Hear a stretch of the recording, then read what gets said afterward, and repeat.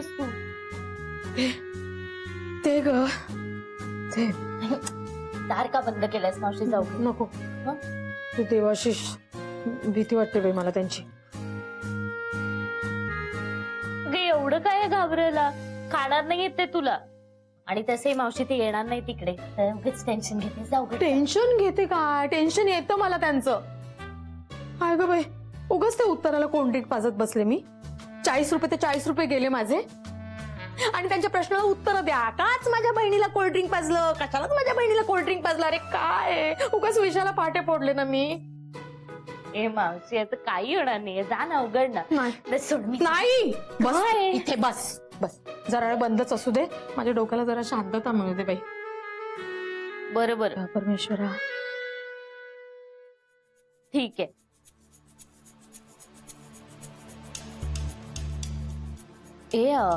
मावशी, मगाशी आपलं बोलणं सुरू असताना आले होते का ग जीजू? पण म्हणजे त्यांनी आपलं बोलणं ऐकलं असेल का ग? नाही ग, असं नको बोलूस. नाही ऐकलं त्यांनी. छे छे, कसं ऐकणार? नाही नाही नाही नाही ऐकलं नाही. हा, नसेलच ऐकलं. नाही पण त्यांनी जर आपलं बोलणं ऐकलं असेल ना, तर मग लागली वाट. मला फार भीती वाटते का त्या देवाशिषची. म्हणजे त्यांच्या मनात ना असं सतत काहीतरी चालू असतं. म्हणजे असं ना सतत असं काहीतरी असं विचार करत असतात ते. आणि असं सगळ्यांकडे ना असं संशयित नजरेने असे मोठ्या मोठ्या डोळ्यांनी बघत असतात. मला फार भीती वाटते का. एवढं काही नाही. तुझं ना उगाच आपलं काहीतरी असतं. ऐक ना, पण मी काय म्हणते, तू ना जरा सध्या अलर्ट राहा. म्हणजे उगाच ते तुला काही विचारायला आले आणि तू भलतच काही बोललीस तर. म्हणून जरा अलर्ट राहा. आणि मी तर म्हणते, ते इथे असेपर्यंत तू कोणाशी काही बोलूच नको. मी नाही बोलणार. हा, मी अजिबात नाही बोलत. तू पण सावध राहा बाळा. हा, हो हो. म्हणजे खरं तर मला काही कळतच नाहीये. मला एक सांग, इथे सतत काय येतात ग? आता संपली ना दिवाळी, मग घ्या ना आपल्या बायकोला आणि जा ना घरी परत. नाहीतर काय, मोकळेपणाने वावरता येत नाही घरात. नाही, तूच थांब जरा, मला एक दिवस दे. ऍक्च्युली मलाही कळत नाहीये काय करावं ते. तुला सांगू का, या सगळ्यांनी ना आपल्याला एकटं पाडलंय. हो, यांना नाही उगाच ते आदित्य आणि मीराताईचा पुळका येत असतो. खरंय. मी काही सांगितलं ना मावशी, तर सगळ्यांना सगळं चुकीचंच वाटतं ग. हो ग राणी, हो खरंच अगदी मनातलं बोललीस. आमच्याकडे काय वेगळं आहे. दोघही बाप लेक मिळून मला छळत असतात, घालून पडून बोलत असतात. जाऊ दे काय मावशी, ह्या सगळ्या महिन्यात माझी ना खूप चिडचिड होते आता. मी ना जरा कुठेतरी जाऊन शांत बसते. हो, नाही नको वेडे, तू देवाशिष काहीतरी बोलेल तुला. नको मावशी, बोलतील तर बोलू दे. हा, घाबरत नाही मी त्यांना. आणि ना मला जाब विचारायच्या आधी स्वतःच्या बहिणीला बघ म्हण. खरंय, जळली मिली. उगाच ते उत्तराला मी कोल्ड्रिंक पाजत बसले. शी, ते ताप आहे डोक्याला. हे माझ्याबद्दल वाईट मत झालं नसेल ना त्या देवाशिषचं? मावशी, काय ग बाई, एक टेन्शनच आहे जीवाला. कोल्ड्रिंकची गरज खरं तर मला आहे. 40 रुपये सत्कारणी तरी लागले असते. ते म्हणतात ना, करायला गेले लक्तीचं लग्न आणि हाती आला कथलाचा वाळा. मावशी, तुला तू कोल्ड्रिंकच पी. हा,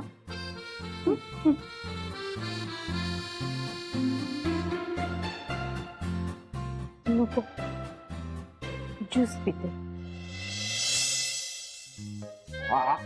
हा दादा, फायनली जीजू आले एकदाचे. आले, घरी आले. घाबरले होते घरातले सगळे, टेन्शन गेलं सगळ्यांचं. मलाही कळत नव्हतं काय करायचं ते नक्की. थोडे दादा म्हणजे तसं मलाही टेन्शन आलं होतं रे. तो समोर आले ना काय एक वेगळं टेन्शन असतं रे. आणि आता ते हरवले होते म्हणून एक वेगळं टेन्शन. म्हणजे कळतंय ना तुला कसं ते. तू घाबरतो त्यांना? नाही नाही असं म्हणजे घाबरत नाहीये रे. भीती एक आहे. आदरयुक्त भीती म्हणतो ना आपण, ठीक आहे. हो म्हणजे भीती वाटते एवढं नक्की. हो काही का असे ना आले ना ते आता परत. परत आता ताईच्या मागचे प्रॉब्लेम संपतच नाहीये ते. एक झालं की एक झालं की हे. लग्नाच्या आधी पण असं होतं, लग्न झालं तरी आता तसंच. पाहिलं ना, मीराला माहित नाहीये काय. देवाशिष विषयी, त्यांच्या घराविषयी, बिझनेस विषयी, मित्रांविषयी त्यांच्या काहीतरी माहित असायला हवं नाही. ए दादा तू या सगळ्याचा विचार करू नकोस, नाहीतर तू परत त्याच मार्गावर. ए नाही नाही, अजिबात नाही. मग ड्रायव्हरचा नंबरही असू नये. पण तिचा कधी संबंध झाला नसेल दादा. तू या सगळ्याचे असे वेगळे तर्क मांडू नकोस. हे नाही नाही नाही नाही, अजिबात नाही. मी तसा विचार करत नाही. आणि तू म्हणतोयस तसा तर्क वगैरे तर अजिबात लावणार नाहीये मी. पण एक गोष्ट लक्षात येते का तुझी? काय? त्या घरात मीराला अजूनही जे मिळायला हवं ते स्थान मिळालेलं नाही. काय फायदा झाला म्हणजे इतका सगळा त्याग करून, इतका सगळा जीवाचा आटापिटा करून? त्यापेक्षा मी बघ तू परत त्याच मार्गावर चाललायस दादा. कळतंय का तुला? तिने सगळं स्वतःहून आता स्वीकारलंय ना, ती सगळं करेल मी. तू परत का त्याचा विचार करतोय? नाही नाही नाही, मी नाही करत हे विचार. पण काय ना की मी कितीही प्रयत्न केला हे सगळं विसरण्याचा तरी मी नाही विसरू शकत आहे. ते किती प्रयत्न केला तरी पुन्हा मन तिकडेच येत आहे. पण बस आता मी नाही विचार करणार मी जास्त. बस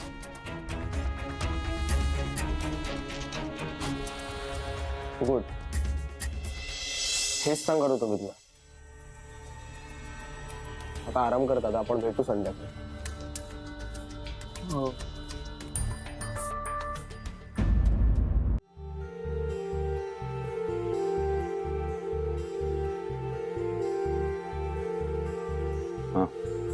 बर ओके, नंतर भेटू आपण.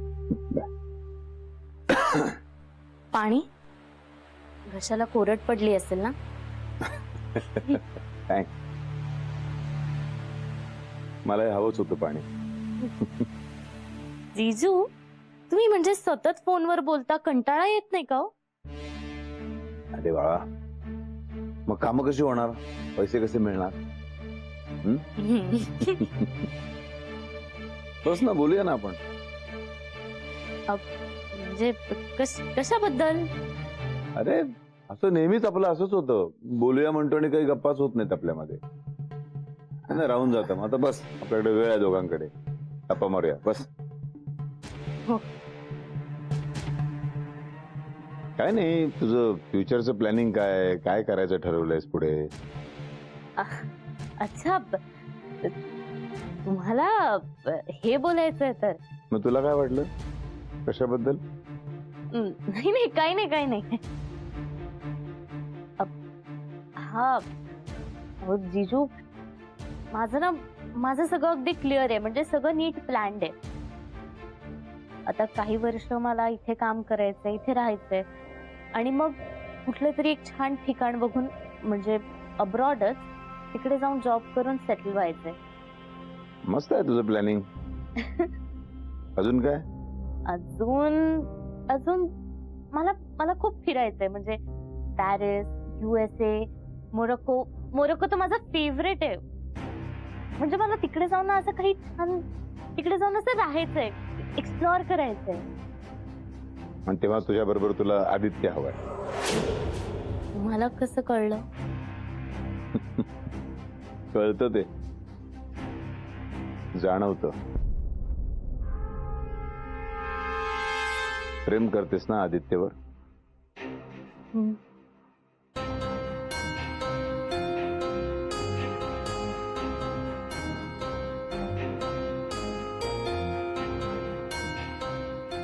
दादा काय चाललंय तुझं? अरे काही नाही, सगळे जुने कपडे झालेत, म्हटलं एखाद्या गरजू माणसाला देऊन टाकतो. आणि जुन्या सगळ्याच गोष्टी संपवता आल्या असत्या तर फार बरं झालं असतं. जुनं सोड, नवीन काहीतरी घडणार असं वाटतंय. काय झालं अथर्व?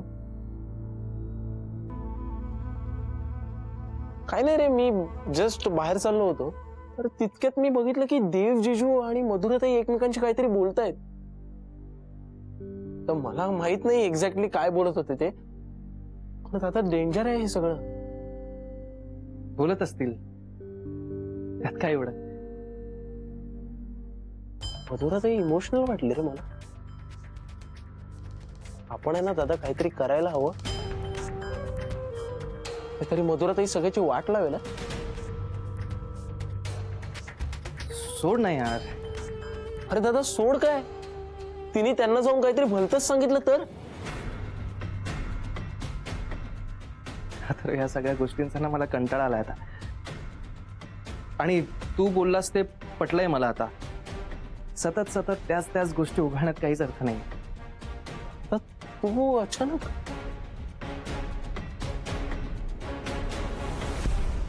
अथर्व, या सगळ्यातून फक्त मीरा माझ्यासाठी अशीच किरण होती. पण जर आता तीच नसेल तर मग हे सगळं करून काय होणार आहे? जे व्हायचं ते होईल. व्हेरी गुड दादा. तरी मला एक टेन्शन आहेच. मधुराताईने ना अजून काहीतरी वेगळा कार्यक्रम नको करायला या घरात. जे घडायचं होतं ते घडून गेलं.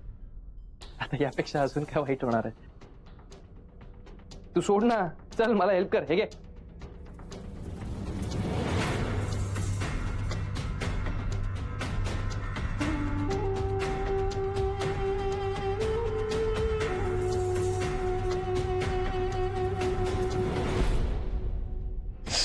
काय ग, एवढी इमोशनल का झालीस? नाही जिजू, कारण माझं आदित्यवर कितीही प्रेम असलं ना, किंवा मला तो माझ्या बरोबर हवा जरी असला ना, तरी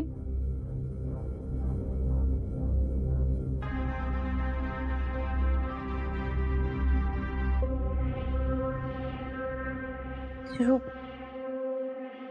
जाऊ दे ना, आपण नको बोलूया या विषयावर. का माझ्या बरोबर शेअर नाही करावं असं वाटतं? नाही, तसं काही नाहीये मग जिजू. अहो, आदित्य एका मुलीत अडकलाय, म्हणून त्याला माझी ही काळजी, माझं त्याच्यावर असलेलं प्रेम, त्याला किंमतच नाही हो माझ्या प्रेमाची. म्हणजे तोच फक्त त्या मुलीत अडकलाय का ती मुलगी जी कोणी आहे ती सुद्धा त्याच्यावर तेवढंच प्रेम करते? हो. हं? म्हणजे तिचं होतं, आता नाही. आता तिचं लग्न झालंय. हो. आणि तरी आदित्य त्या मुलीवर प्रेम करतो? हो ना जिजू, तो अजूनही त्या मुलीत अडकलाय हो. मी त्याच्यासाठी इतकं सगळं करते, पण तिच्या पुढे त्याला काहीच दिसत नाही. कोण आहे ती मुलगी? ठीक आहे, जी कोणी असेल ती. आदित्यने आता हे सगळा भूतकाळ विसरायला हवा, नाही? एक्झॅक्टली. म्हणजे तिला मी त्याच्या डोक्यातनं काढायचाही प्रयत्न करते, पण तो माझी एकही गोष्ट ऐकत नाही. काळजी करू नको. तुझं जर आदित्यवर तेवढंच प्रेम असेल तर ते प्रेम तुला मिळायलाच हवं. त्याला कोण सांगणार ना. मी सांगेन, मी बोलेन त्याची, सांगेन त्याला मधुराचं तुझ्यावर खूप प्रेम आहे, त्याचा आदर कर, तिच्याशी लग्न कर, तिला असं बांधून ठेव. जिजू खरंच thank you so much. Most welcome. तर निश्चिंत राहा, आदित्य तुझ्याकडेच येणार. थँक्यू, खरंच खूप थँक्यू. बरं मी जाते, दिवा लावते. हो, लाव लाव लाव. देवाकडे प्रार्थना कर. खूप. आता ना मला असं वाटतंय जसं माझी प्रार्थना स्वीकारली आहे. आले.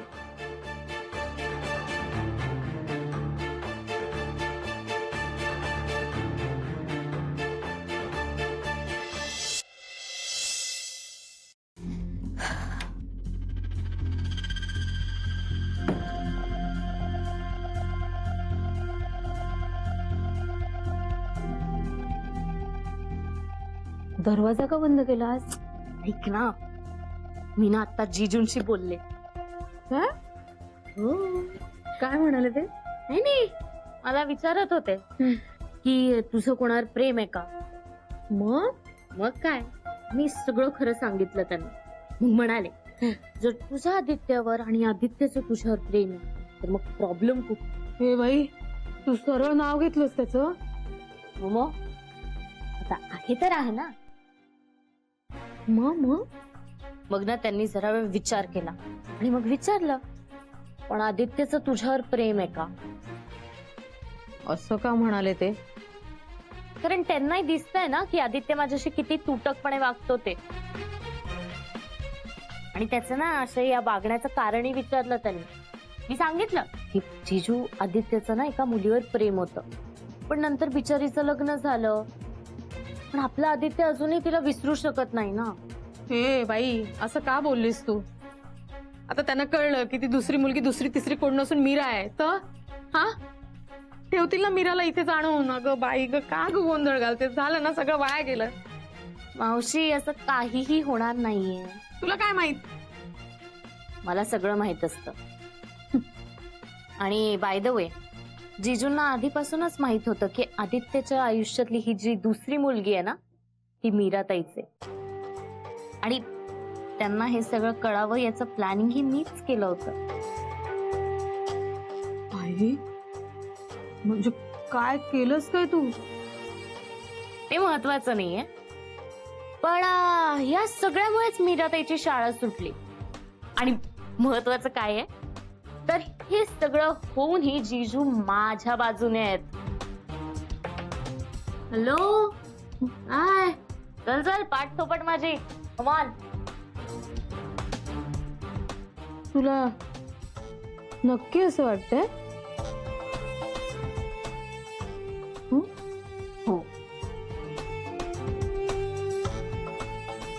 कारण आता जीजू आदित्यशी माझ्याबद्दल बोलणार आहेत.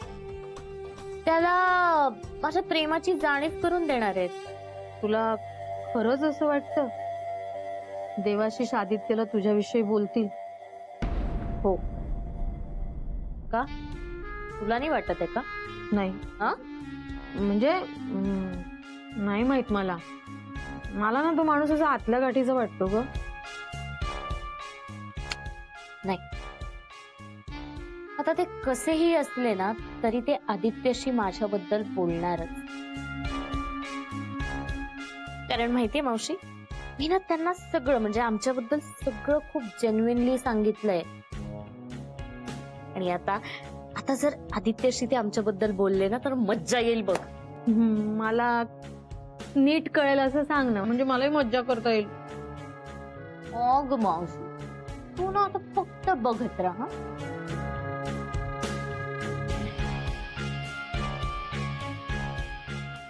Aditya, now the countdown begins.